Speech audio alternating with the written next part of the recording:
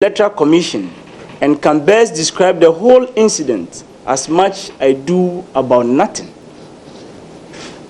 Both the plaintiff plea and the defendant's defense arguments will not solve the problem of the voter register.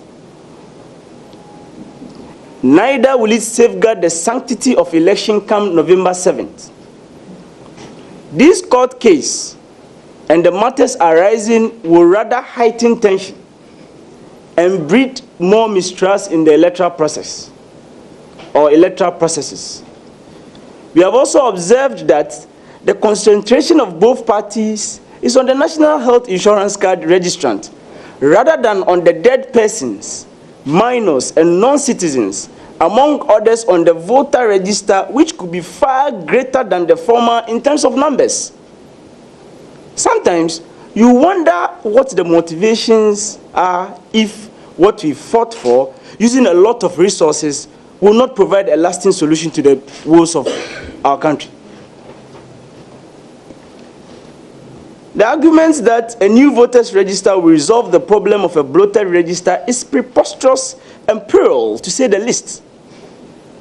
We have applied this same method over the years and still end up with a bloated register. We have replaced existing voters registers several times in this country. We have still not been able to achieve a clean voters register. This is because a clean and credible voters register is different from a new voters register. The NDC and the NPP have mastered the arts of registering minors, non-citizens, and applied other dubious methods of including unqualified person in the voters register over the years. So therefore, anytime you open up for a new voters register, they marshal their forces once again to bloat the register. Why do you go for the same thing? The Progressive People's Party believes the panacea to the problem of the voters register is to use the National Identification Authority to capture the data of each and every Ghanaian now and subsequently from birth. This will not only solve the problem with the voter register, but will also help synchronize all data collected from different organizations such as SNIT, DVLA, NHIS, and other biometric data in the country. This will save Ghana a lot of money and will help the country collect taxes from citizens who are engaged in economic activities across the country. It will also help the police and other security agencies to conduct thorough investigation in order to combat crime in Ghana. Well, the voters register case continues to attract a lot more attention from some of the finest legal brains in the country. Senior law lecturer at the University of Ghana, Dr. Raymond Atuguba, is the latest. He says the Supreme Court has not and cannot order the automatic deletion of names from the register. In his 22-page statement on the matter, which is stirring fresh controversy, he is suggesting that names in the voters register can only be deleted with and through due process. But guess what? The EC is already preparing to remove these names from the register. We can now hear from the EC spokesperson, Eric Japasu, who's been speaking with my colleague, Mama Vioso Abuaji, a while ago. We were in court, and the Supreme Court gave the orders that we should immediately delete the names of persons who registered with the NHIS card. The number about 56,739. Then also all other persons who are not on our list. If anybody has any evidence of other people who are not on the list, they submit it to us with the necessary proof. Then we proceed to delete them immediately and then give opportunity to those people to provide the necessary documentation and proof of eligibility to be registered so that they can take part in the 2016 elections and subsequent elections.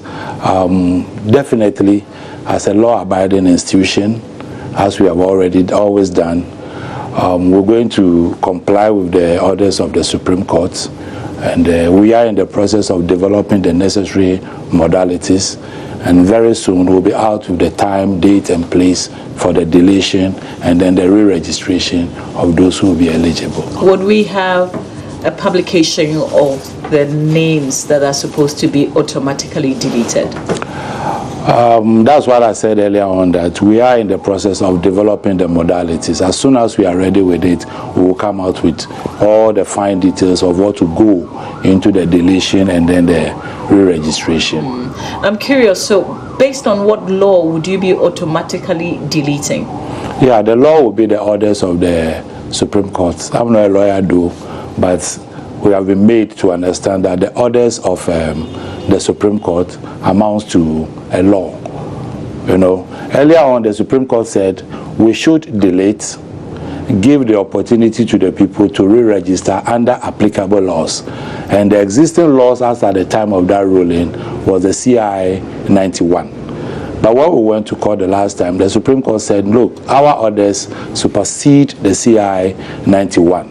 You can do this exercise under the CI 91. So per the orders of the Supreme Court, it means that we have a solid legal grounds to move in and delete automatically as ordered by the Supreme Court. So I take it that the Electoral Commission is not going to appeal this decision?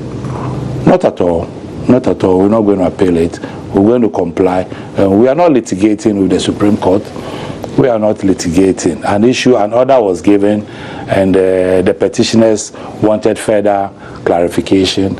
They went to the court clarified, and then gave specific orders, and we intend to comply with the orders. Time is not your good friend right now. You have a lot of things still to do. We've got the exhibition.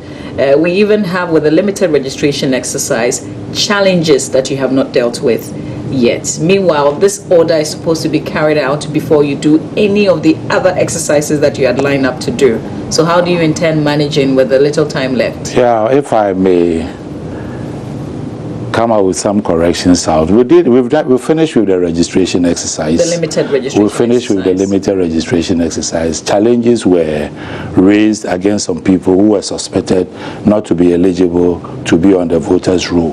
Those challenges have been dealt with by the district registration review committees, and people in those categories who were, as it were, disqualified by registration review committees have their names on the exception or exclusion list. And this is what we're going to send to the exhibition center to finish up the process of cleaning up and updating the voters register. Yes, we have a timetable which is geared towards having our elections on the 7th of November, awaiting the approval of the amendment bill from Parliament.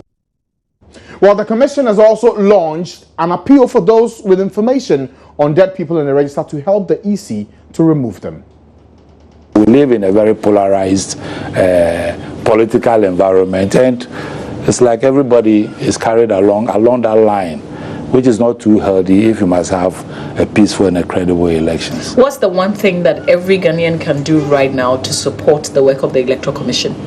Every Ghanaian must have faith and trust in the Electoral Commission, as they've always had all over the years, which has enabled us as a country to be where we are in our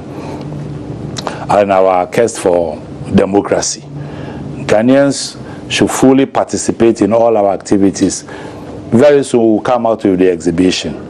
And this is the final stage in the preparation and the cleaning of the voters register.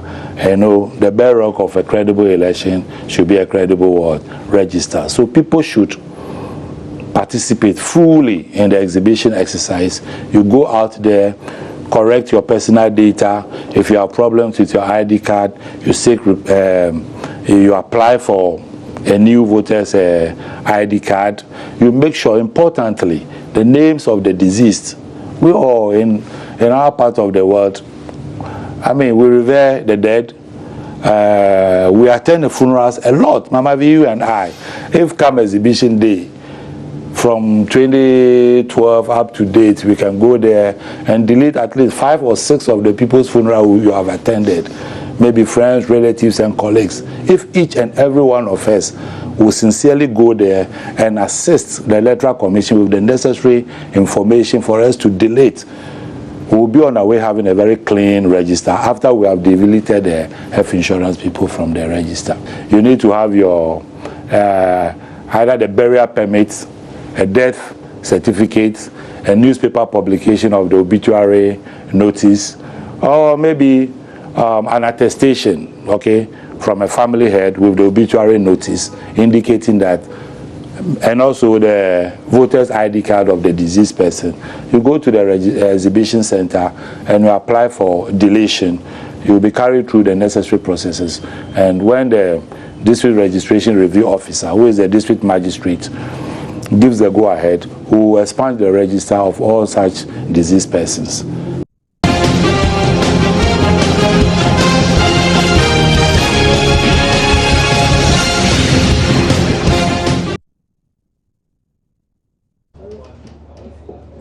Right, so that's the clarity we've got today from the Electoral Commission on what they're doing in the process to delete the names of some 56,000 persons who registered with the NHIS cards. We'll see how that process unfolds and what each and every party's role will be in ensuring that the process runs smoothly without any hitch. Let's now move on to another issue that's very relevant for all of us in the country today. I'm talking about our power-related issues, because today it's emerged that there is a lack of clarity over whether Ghanaians are enjoying subsidies or a realignment of the billing system as announced by the President, John Mahama. The announcement about the ease in the electricity cost was done by President Mahama last month after demonstrations and agitations by the public on overbilling and high tariffs. Last Monday at a news conference, the ECG announced that government had provided subsidies for the next 6 months, which will amount to some 300 million Ghana cedis. If you give a subsidy and you don't know how it will be paid for, that's the question. But really, if the subsidy comes and then there is a clear mechanism to pay for it, then really sustainability requirements are met. Are you not worried that over the years people have complained about how subsidies don't help the tariffs and the fact that consumers end up paying the same thing or the real tariffs at the end of the day? Okay, so you see, sometimes subsidies come through pressure groups and all that. Perhaps once these decisions are being made, the mechanism hasn't been put together to identify what how it will be paid for. It will have to go through budgetary mechanisms and all that. But once you identify, for example, I can give a very easy example. If, for example, the gas price of today is to be reduced, it means generation costs have gone down. And it's a way where subsidies can be obtained from. So there are so many ways of doing this. And then the consultation had to brainstorm and then come up with a mechanism for this to be addressed. What would you say to those who would say that government owes you a lot of money, and instead of giving subsidies to consumers, why won't government pay your debt so that ECG will be efficient for everybody? Okay, so this subsidy or relief we are talking about, the mechanism doesn't come on the government space. So there are two different type of arrangements that government is dishing it out from its space to support the customer. Now this mechanism is from a sector refinancing arrangement. Which is where? We're working towards that, and then we'll get you the details. I'm not empowered to speak on that today. That's interesting. That has not been approved yet the implement. And the clear mechanism or the process is being laid out. So ECG didn't announce this on its own.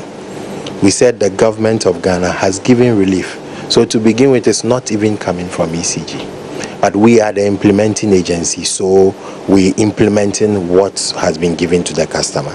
And then we would have even decided to be quiet about it. But the customer goes to vend and he will see the reduction. So it's worth explaining to the customer that this is what has happened, and therefore this press release. Finally, do we know how long this subsidy system is going to work for? The relief we are talking about. The relief, how long is it going to be in the system? I'm not too sure of that. But what it is that ECG has identified from between now and December, because normally we do planning, annual type of planning. So at the planning year or financial year, we know how much that is involved. And that has been used in the mechanism for its repayments. So that's the ECG talking about the subsidies that have been introduced and how it will be rolled out. But Addressing Muslims at the Eid al-Fitr celebrations just yesterday, President John Mahama made it clear that there were no subsidies being given, but rather a realignment of the billing cycle. Recently, there have been some issues with electricity tariffs. The Electricity Company of Ghana has done some work on it. They have done a realignment of their billing system, and I believe that people can begin to feel some relief in terms of the bills that they were paying. The bills have been made more transparent so that you can tell with every unit you buy how much the value of the unit is. It is not a subsidy, it's a realignment of the billing system that makes it possible for us to be able to know how much we're spending on electricity. Aside from that, we have recently suffered some generational problems. I held a stakeholder meeting with all those involved in the power sector. Because of sabotage in Nigeria on the terminals, crude oil that we ordered last month has not arrived. So two varying positions here. First, we're told that there are subsidies. The president says no, it's realignment of the budget. The clarity we're yet to get, and we're trying to see if we can get some responses from the Power Ministry as well as the ECG to clarify the matter for us so we know whether we are enjoying subsidies or not. But we will still stay on power issues because the Institute of Energy and Climate Change Policy is calling for complete electricity sector reform that will enhance the private participation in both generation and distribution with less government interference, except for the purposes of strict regulations. Giving out ECG without complete sector reform will lead to inefficient private sector management. Now, different private sectors private investors, I beg your pardon, should be involved to distribute electricity across the country to enhance competition, efficiency, and to also attract more independent power producers. Additionally, this will help reduce commercial and technical losses in power supply as well as transformation of the sector to meet local demand and ensure reliability of supply. Now, excessive owing by governments, in their view, would also be eliminated when electricity distribution is operated by private investors. Joining us via Skype for more on this story is Dr. Muttaka Alolo, the Executive Director at the Institute of Energy and Climate Change Policy. Joins me now. Thank you, sir, for joining us on the program. You say that there should be a certain kind of overhaul of the power sector, but how exactly should that be done, and why should we even do it at a time like this when we are all suffering and thinking about how our power demands can be any better? Oh, thank you very much for the opportunity, and good afternoon to your listeners and to yourself. Yeah, the Institute of Energy and Climate Change Policy is calling for a complete sector reform of the energy sector to engage the private sector involvement in the sector, because we believe that government is on a move to give ECG out on a concession for 25 years, which we think is a good idea. But giving out just ECG without a complete sector reform might lead to inefficient privatization of the sector, because the problem with our energy sector is not just with only ECG.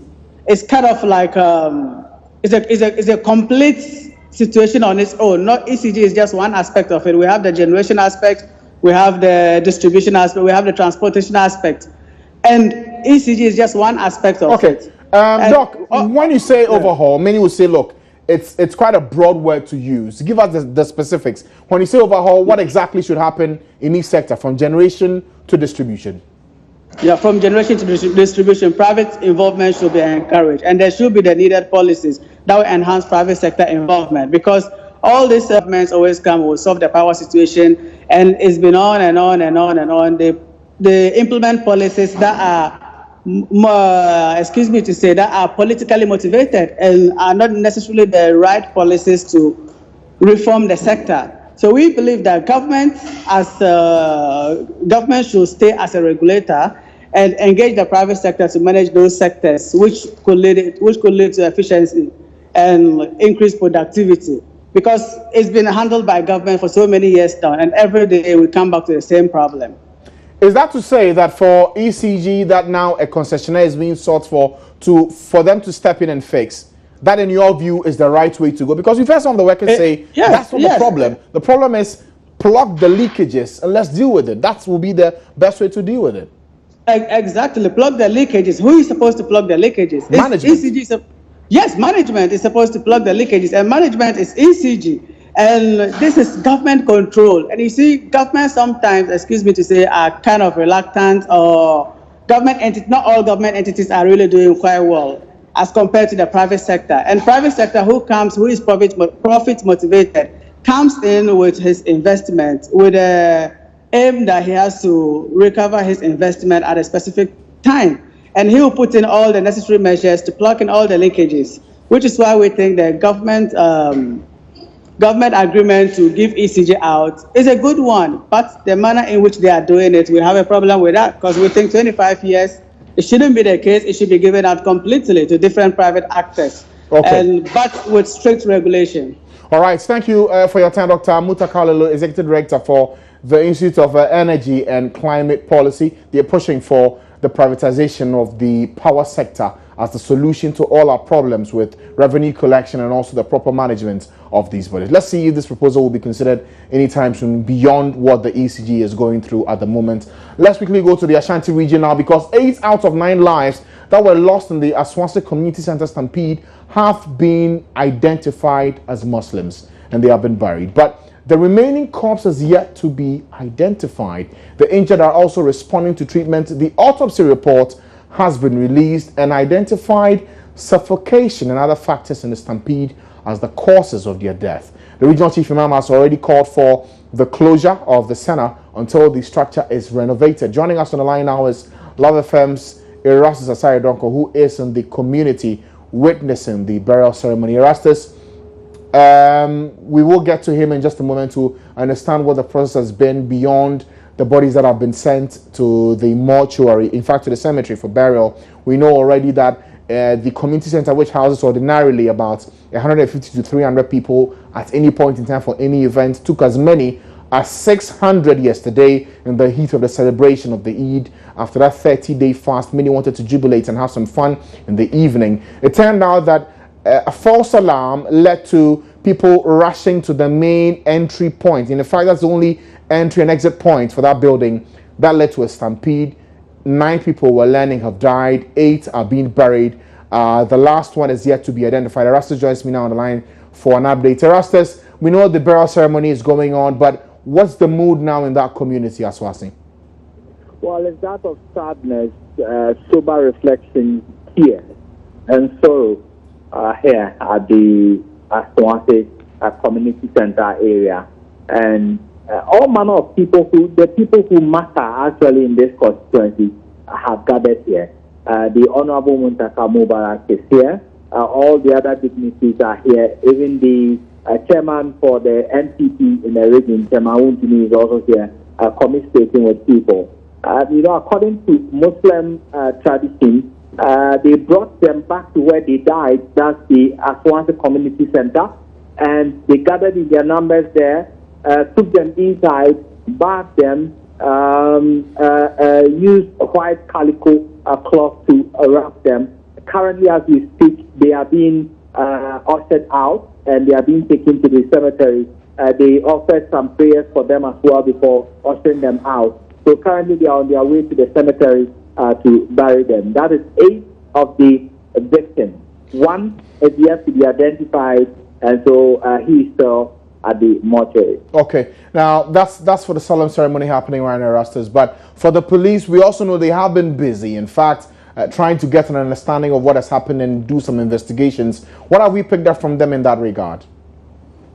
Well, the airport police, they are in charge of this investigation, and what they are telling me currently is that this happened on the blind side of the security agencies, because they had an agreement with them to conduct the official Salah Jam around the Alaba area and end it at 8 p.m. So nobody felt something was happening here at the community center. I asked him whether any law has been broken. He said no. They are now conducting investigations. There are different accounts as to why the stampede occurred. Okay. They are going to follow them and investigate. All right. Thank you, Erastus, for that update from Kumasi. We know the burial service is ongoing. But this brings to the fore the issue of the emergency exits needed at every public space in the country, and in fact for every public building. And we can now speak to a public safety expert, Nana Akwada, Executive Director for the Bureau of Public Safety. He joins us now via Skype. He has some concerns that this could just be symptomatic of the bigger problem of how we're dealing with safety in public places. Thank you, sir, for joining us on the program. Yes, it's sad in Kumasi that people have died as a result of this stampede, but you say there is more to this. Why do you think so? Why do you think that we are not taking public safety in public buildings a bit more seriously than before? Well, let me say a very good afternoon to your viewers. We at the Bureau think that after 9/11, after May 9th disaster in Ghana, we're expecting that we will move public safety and the issue of safety at event centers to another level, where the recommendations that were made regarding emergency exit, occupancy limitations and all, we're going to take that into consideration for all event centers. But for Asawasi to happen to us in our face in less than 2 decades, I think that it's important that the Ministry of Interior turns eye to come and look at the whole issue of public safety with regards to event centers all over again. Okay, to say that we should take a critical look at it is one thing, but briefly tell us the major point here. What do we do step by step? Well, basically, we want to look at issues of occupancy limitations. That for each event center, we should not just look at the fact that we want X number of people, we want this money, so we just keep piling and admitting people into a space that should have certain limitations with regard to the numbers. We must have appropriate numbers that are stated clearly at every event center, that if I enter this place, I know that the maximum number of people this place can accommodate at any point in time is 20, and I expect to see 20. If I find myself in any place, I should be able to know that immediately. Then I'll know if we are going above the numbers or we need the numbers. Number two, it must be clear where one must go in the event of an emergency. The signs there must be there. We are told that someone put out the light in this event center. When the lights went off, were there clear exit signs showing guiding people as to where to go?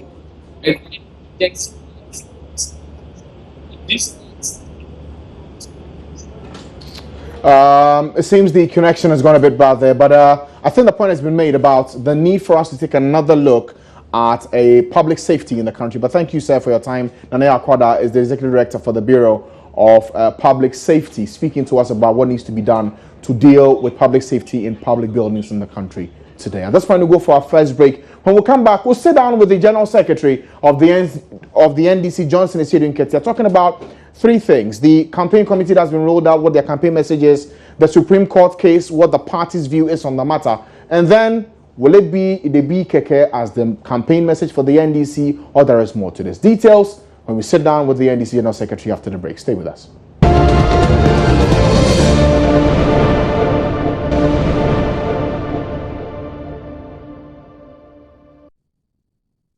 You're welcome back to the Pulse. And some news we're just receiving is that the Supreme Court has issued a summons requesting that the owner of Muntie FM and Accra-based radio station, Salif Fumase alias Mugabe, Godwin Akogun, and Alistair Terrell Nelson should appear before the court on July 12, 2016. You remember, this issue has to do with statements made against the Supreme Court judges in the heat up, in the run-up to the clarity being given by the courts on the individuals who had to be deleted from the register. Some comments and commentary were made on this radio station, and the court has said that following a petition brought before them on this issue by a citizen of the country, they want to look into this matter. They've invited the owner of the radio station, the panelists as well, to appear before them on the 12th of July to answer for why they should not be held in contempt for the comments that were made.